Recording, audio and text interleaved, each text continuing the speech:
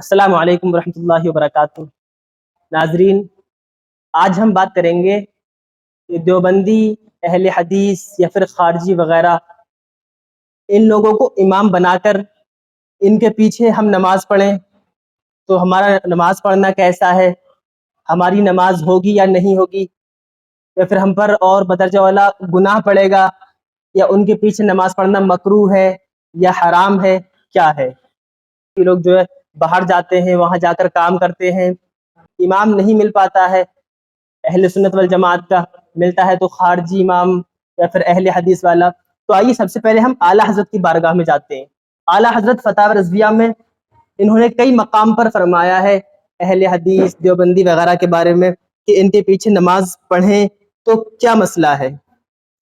سب سے پہلے اعلیٰ حضرت، یہ جلد ہے 6، صفحہ نمبر 339 پر ہے، فرماتے ہیں ہم اللہ تعالیٰ سے معافی اور عافیت کا سوال کرتے ہیں، نماز اس کے پیچھے مکروہ ہے تحریمی، اور جو اس حد تک پہنچ گئی تو اقتدا اس کی اصلاً صحیح نہیں ہے۔ اور ایک دوسری جگہ ارشاد فرماتے ہیں، صفحہ نمبر 486 ہے، ایک سوال ہے، کیا فرماتے ہیں علماء دین اس مسئلے میں کہ جو شخص اسماعیل دہلوی مصنف تقویۃ الایمان کو حق جانتا ہو اس کے پیچھے نماز پڑھنا چاہیے یا نہیں؟ تو اعلیٰ حضرت نے جواب میں ارشاد فرمایا ہے، اگر اس کی ضلالت و کفریات پر آگاہی ہو کر اسے اہل حق جانتا ہو تو خود اس کی مثل گمراہ بددین ہے اور اس کے پیچھے نماز کی اجازت نہیں۔ اگر نادانستہ بھول کر پڑھ لی تو جب اطلاع ہو اعادہ واجب ہے۔ فرماتے ہیں اگر بھول کر نماز پڑھ لی اہل حدیث کے پیچھے تو جب یاد آ جائے اس وقت اعادہ اس کا واجب ہے۔ اور ایک عربی لفظ استعمال کرتے ہیں، کما هو الحکم الی آخر، جیسا کہ یہی حکم تمام ان اعدائے دین کا ہے جو بدعتی، فاسق، مرتد اور فساد پھیلانے والے ہیں۔ آئیے ایک دوسری جگہ بھی ارشاد فرماتے ہیں، کئی مقام پر فرمایا ہے، ایک مقام پر فرمایا ہے، سوال آیا، فی الواقع فرقہ غیر مقلدین گمراہ بددین ضالین مفسدین ہیں، انہیں امام بنانا حرام ہے، ان کے پیچھے نماز پڑھنا منع ہے، ان سے مخالطت یعنی ان سے میل جول رکھنا گویا کہ آگ ہے۔ صورت مذکورہ سوال میں انہیں مساجد میں ہرگز نہ آنے دیا جائے، یہاں تک کہ فرمایا ہے کہ وہ اگر مسجد میں آنا چاہیں تو انہیں مسجد میں نہ آنے دیا جائے۔ اللہ تبارک و تعالیٰ فرماتا ہے کہ ہم نے ابراہیم اور اسماعیل سے یہ وعدہ لیا ہے کہ وہ میرے گھر کو صاف رکھیں۔ اب یہ گمراہ لوگ، کافر لوگ ہی آئیں گے تو ظاہر سی بات ہے مسجد تو گندی ہوگی ہے۔ اور ایک اور جگہ فرماتے ہیں، غرض یہ اس کا شرک پھر رسالت ہے، اس کے پیچھے ہرگز نماز نہ پڑھی جائے، وَالْعِيَاذُ بِاللَّهِ تعالی رب العالمین۔ تو ماشاءاللہ اب آپ کے سامنے یہ بات روز روشن کی طرح واضح ہو گئی ہوگی کہ وہابیوں کے پیچھے نماز پڑھنا کیسا ہے۔ نماز پڑھنا جائز نہیں ہے، حرام ہے، ان کے پیچھے نماز پڑھیں گے ہم تو سرے سے ہماری نماز ہوگی ہی نہیں، دوبارہ نماز ہم پر پڑھنا واجب ہے، ہم دوبارہ۔ تو اس سے بہتر ہے کہ اگر ہم کسی وہابیہ مسجد میں پہنچ گئے تو ہم اپنی تنہا نماز پڑھیں اکیلے، نہ کہ ان کے پیچھے ان کو امام بنا کر ہم نماز نہیں پڑھیں گے۔ اس کے علاوہ اور بھی ہمارے مقررین حضرات نے کیا فرمایا ہے کہ وہابیہ کے پیچھے نماز پڑھیں یا نہ پڑھیں، تو آئیے ان کو ہم سنتے ہیں۔ اگر کسی بندے کی قراءت ٹھیک نہیں، یعنی وہ قرآن صحیح نہیں پڑھ سکتا، اس کے پیچھے نماز ہو جائے گی؟ بولے نہیں، اس کے پیچھے تو نماز نہیں ہوگی۔ تو میں ایک سادہ بات کہنے لگا ہوں، سارا سمجھ آ جانا چاہیے، جس کا قرآن ٹھیک نہیں ہے جب اس کے پیچھے نماز نہیں ہوتی، تو جس کا ایمان ٹھیک نہیں ہے اس کے پیچھے ہماری نماز کیسے ہو جائے گی؟ کیا کہنے علامہ صاحب۔ بات دراصل یہ نہیں کہ کس کے پیچھے نماز پڑھنی، بات یہ کہ جو مصلی پر کھڑا ہے نا، آپ نے دیکھنا اس کا عقیدہ بھی درست ہے کہ نہیں ہے۔ جی جی جی جی جی، میں آپ کو اس سے بھی ایک سادہ مثال دے دیتا ہوں۔ دیکھیے ہم پیچھے کھڑے ہیں، ہم نے کہا پیچھے سے امام کے اللہ اکبر، بھائی جو مصلی پہ کھڑا ہے حضرت وہ بھی تو دیکھو نا، یہ کس امام کے پیچھے ہے؟ آیا کہ یزید کو امام کہنے والا ہے یا حسین کو امام کہنے والا ہے؟ کیا کہنے، تو ذرا اس بات کو سمجھو نا۔ حالانکہ جب حضرت امام حسین کو ہم امام کہتے ہیں تو ہم بیچ میں صحابہ کرام علیہم رضوان کا لحاظ بھی رکھتے ہیں، یہ یاد رکھ لیجئے۔ لیکن میں نے ایک اشارہ دیا ہے، آقا کریم علیہ السلام نے ارشاد فرمایا، ان اللہ اختارنی واختار لی اصحابی واختار لی منہم اربع، فرما اللہ نے سب سے پہلے میرا انتخاب فرمایا, میرے بعد میرے صحابہ کا انتخاب فرمایا, پھر میرے لیے ان میں سے 4 کو چنا, حق 4 یار بھی آ گئے, ٹھیک ہے. پھر اس کے بعد فرمایا, اس کے مختلف پہلو آگے ہیں, مختلف الفاظ و طرق و سند یہ روایت ہے, لیکن ایک روایت یہ بھی ہے, فرمایا ان قریب ایک قوم آئے گی ینتقصونہم ویسبون اصحابی, جو میرے صحابہ کرام میں سے نقص نکالے گی, عیب نکالے گی اور گالیاں دے گی. فرمایا جب یہ آئے تو حضور ہم نے کیا کرنا ہے؟ فرمایا لا تواکلوہم ولا تشاربوہم ولا تسلموا علیہم ولا تسلوا معہم ولا تناکحوہم او کما قال علیہ السلام. میرے آقا کریم علیہ السلام نے فرمایا نہ ان کو سلام کہنا ہے, نہ جواب دینا ہے, نہ رشتہ دینا ہے, نہ لینا ہے, نہ روٹی پکا کے ڈالنی ہے, نہ ان کے ساتھ کھانی ہے. اور میرے نبی کریم علیہ السلام نے فرمایا مر جائیں تو جنازہ نہیں پڑھنا, ان کے ساتھ نماز نہیں پڑھنی, سمجھ آ رہی, ان کے ساتھ نکاح نہیں کرنا. تو میں نے کہا یہ ہمیں چورن مت بیچو, ہم نے حضور کی حدیث پڑھی ہوئی ہے. اگر کوئی چاہتا ہے کہ ہمارے سامنے کھڑا ہو کر ہمارا امام بنے, امام بننے سے پہلے بندہ بن کے مجھے یہ بھی بتائے تیرا نبی کے بارے میں کیا عقیدہ ہے, تیرا صحابہ کے بارے میں کیا عقیدہ ہے, تیرا افضلیت صدیق اکبر بکار بارے میں کیا عقیدہ ہے, تو کل صحابہ کو جنتی مانتا ہے یا نہیں مانتا, تو نبی پاک کی اہل بیت کے بارے میں کیا کہتا ہے, یہ سارے عقیدے مجھے بتا دے, میں تیرے پیچھے کھڑا ہو کر نماز پڑھ لوں گا.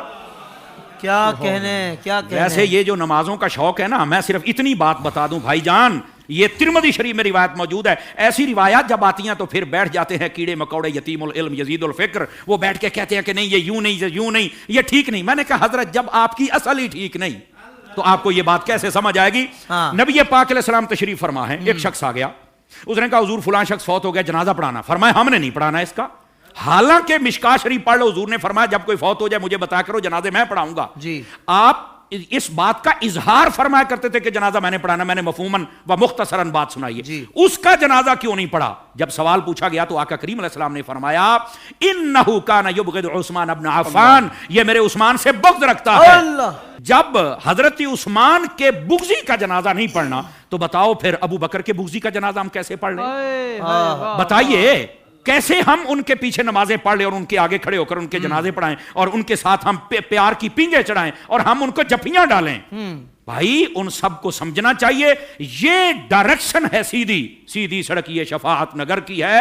اس سڑک پر آ جائیں جس کا نام راستہ اہل سنت ہے, ہم تمہارے پیچھے کھڑے ہو کر نمازیں پڑھنے کے لیے تیار ہیں. تو جب عقیدہ ہی واضح نہیں ہے تو آڈی پنجابی کہندے نے ویکھ کے زہر تو کوئی نہیں پیندا. حضور شاہ صاحب ہماری پنجابی ویکھ کے زہر تو کوئی نہیں پیندا, تو پھر ہم تو نہیں پی سکتے. ویسے اگر کسی کو زیادہ شوق ہو نا, بس نہیں وہ قرآن پڑھتے ہیں تو چھوڑو جی چھوڑو, داڑھی بھی ہے تو چھوڑو جی چھوڑو, مصلے پہ ہے, تو میں نے کہا آبا صاحب اللہ کی تفسیر اٹھا کے دیکھ لے, یہ تیرا شوق بھی پورا ہو جائے گا. حضرت حافظ صاحب ہوا یہ کہ حضرت فاروق اعظم کا زمانہ اقدس ہے, ایک قریب محلے میں امام آ گیا, اس کو نماز کے لیے ہر نماز کے اندر جب وہ قرات کرتا ہے تو آبا صاحب تولا پڑھتا ہے. لوگوں نے کہا بھی اور قرآن نہیں آتا؟ کہتا آتا ہے. تو یہ کیوں پڑھتا ہے؟ کہتا مزہ آتا ہے. اچھا, انہوں نے کہا ذرا حضرت فاروق اعظم کی خدمت میں لے کے چلے. حضرت فاروق اعظم کو بتا, آپ نے طلب فرما لیا, واقعہ لمبا ہے, آپ نے طلب فرما لیا. آپ نے جب طلب فرمایا تو آپ نے کہا کیوں پڑھتا ہے؟ کہتا ہے مجھے نا اصل میں مزہ آتا ہے, اس لیے کہ اس میں معاذ اللہ اس کی سوچ دیکھو, پڑھ سب کچھ رہ گئے لیکن سوچ دیکھو اس کی. اس نے کہا جی بات یہ ہے کہ اللہ نے اپنے حبیب کو یہاں جھڑکی پلائی ہے تو مجھے بڑا مزہ آتا ہے. استغفر اللہ استغفر اللہ. یہ خارجی آنا سوچ تھی, سمجھ آ رہی ہے میری بات کی؟ یہ توہین کی سوچ تھی. یہ کامل و اکمل لوگوں کا یہ شیوہ ہی نہیں ہوتا. اور ایسی جو ہمارے سامنے مثالیں ہوتی ہیں نا, وہ ہمیں سمجھنے کے لیے مثالیں ہوتی ہیں. اور پھر ایسے لوگوں کا حشر کیا, وہ بھی سننا ذرا, ٹھیک ہے. حضرت فاروق اعظم نے اچھا تجھے مزہ آتا ہے؟ کہا بالکل. آپ نے تلوار منگائی اور 2 ٹکڑے کر دیے اس کے. آپ نے فرمایا ودوحا پڑھ کے تجھے مزہ نہیں آتا؟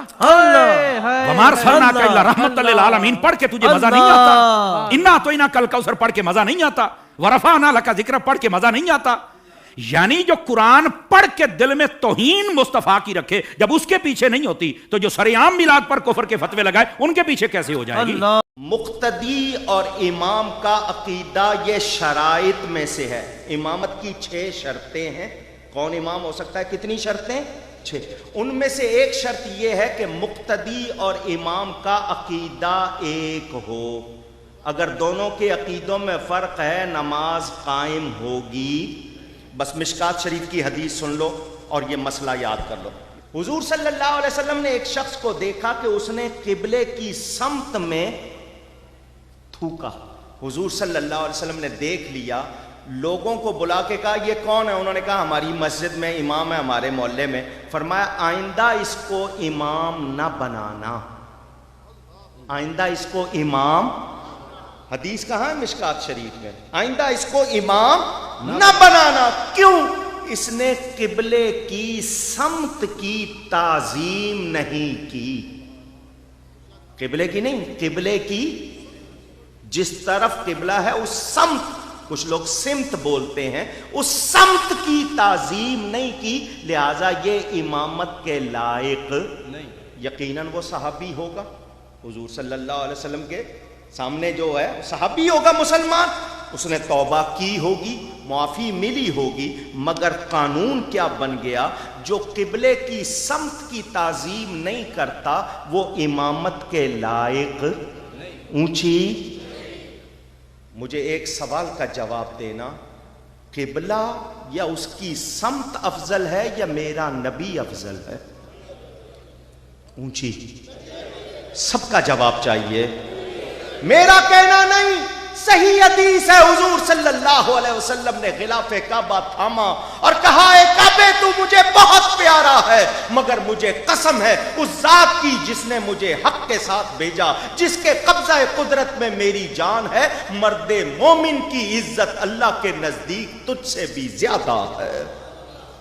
مرد مومن کی عزت زیادہ کعبے سے، تو جس کا کلمہ پڑھ کے کوئی مرد مومن بنتا ہے اس نبی کی کتنی عزت. تو جو کعبے کی سمت کی تعظیم نہیں کرتا، حضور نے فرما دیا اس کو امام نہ بنانا، تو جو میرے نبی کی تعظیم نہ کرے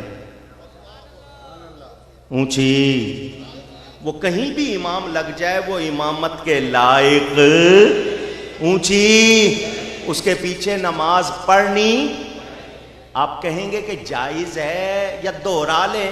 آپ تو یہ پوچھیں گے میں جس قسم کا سنی ہوں مجھ سے یہ پوچھو کہ بد عقیدہ کے پیچھے نماز پڑھنے سے گناہ کتنا ہوگا. مجھ سے یہ پوچھو، یہ نہ پوچھو کہ ہو جائے گی یا نہیں، یہ پوچھو کہ اس کے پیچھے نماز پڑھنے پہ عذاب کتنا ہوگا. کیوں کہ جب آپ کہو گے پیچھے اس امام کے، تو جو نبی کا گستاخ ہے اس کو امام کہنا اللہ کو دکھ دینا ہے یا نہیں؟ اونچی. تو جو اللہ اور اس کے رسول کو دکھ دے ہم اس کو امام بنائیں گے؟ ہمارا امام کون ہے؟ جو نبی کا غلام ہے.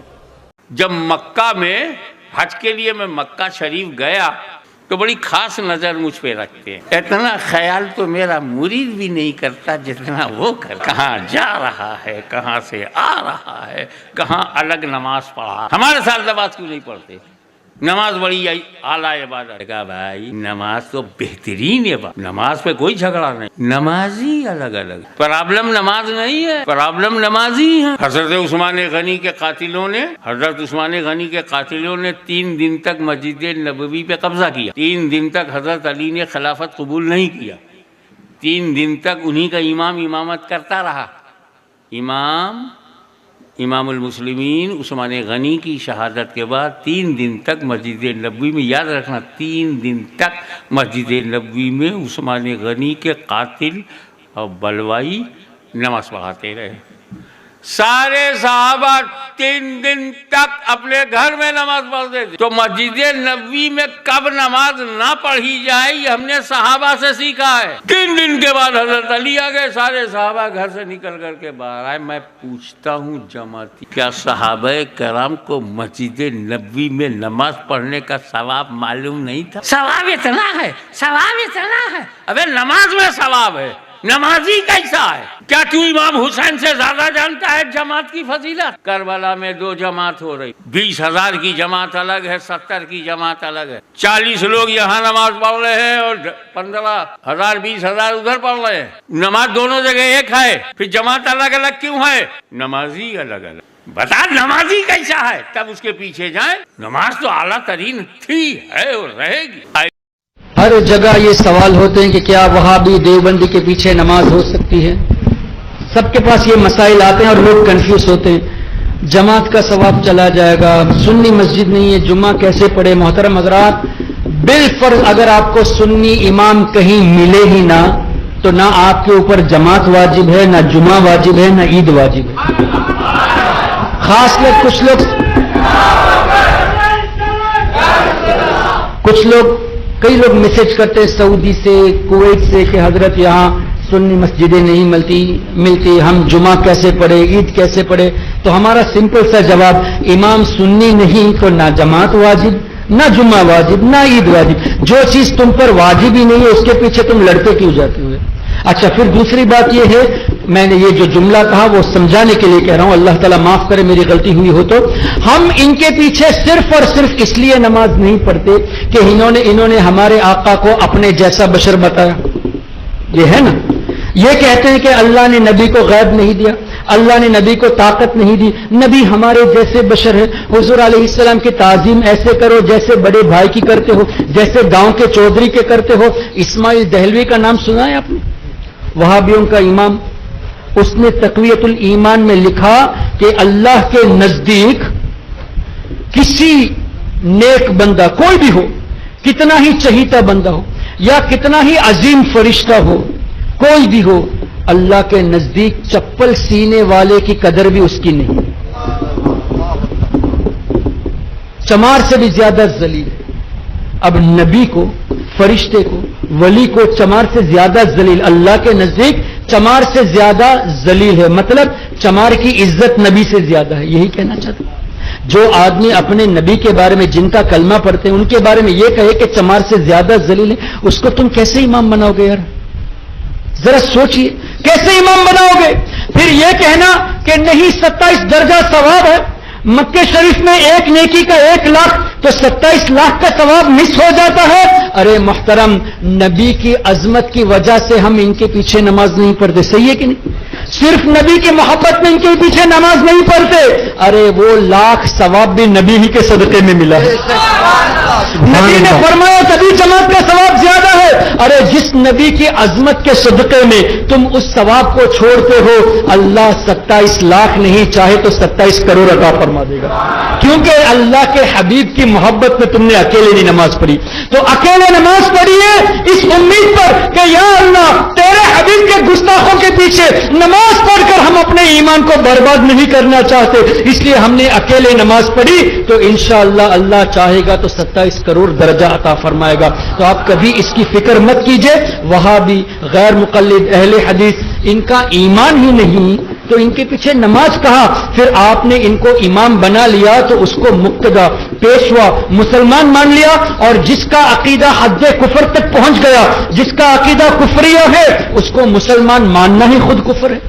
तो आप सवाब के पीछे जाते हो, लेकिन पता चला कि बदअकीदे को आपने मुसलमान मान लिया, काफिर को आपने ईमान वाला मान लिया, फिर उसको अपना इमाम भी मान लिया। तो अपने ईमान की आप खबर लीजिए। तो सेफ्टी तो इसी में है कि आप सुन्नी इमाम ना मिले तो नमाज अकेले पढ़े, और अगर आप 3-4 लोग हों तो आप आपस में जमात करके आप जमात का सवाब हासिल कर लीजिए। हरगिज वहाबी के पीछे मत पड़िए। कोई ये भी कहता है कि नहीं, कुछ मस्जिदें ऐसी होती हैं जहां हमको पता नहीं कि इमाम सुन्नी है या वहाबी है, सुन्नी है ये देवबंदी है, हमको पता नहीं। तो ऐसी जगहों पे हम क्या करें? तो एहतियात तो यही है कि ऐसी जगह पे भी अकेले ही नमाज पढ़े।